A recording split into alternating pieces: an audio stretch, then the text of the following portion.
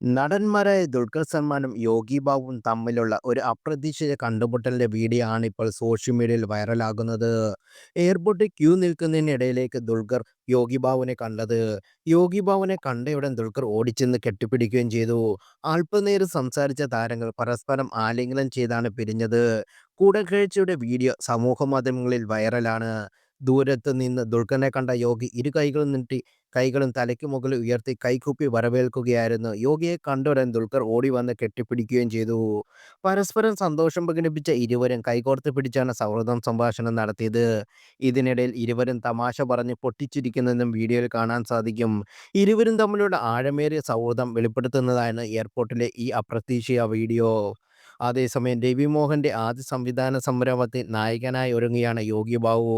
An ordinary മാമൻ എന്നാണ് ചിത്രത്തിന്റെ പേര്. സൽമാനി സെൽവരാജ് രചനയും സംവിധാനവും നിർവഹിക്കുന്ന കാന്തയാണ് ദുൽഖറിന്റെ ഇനി പുറത്തിറങ്ങാനുള്ള ചിത്രം.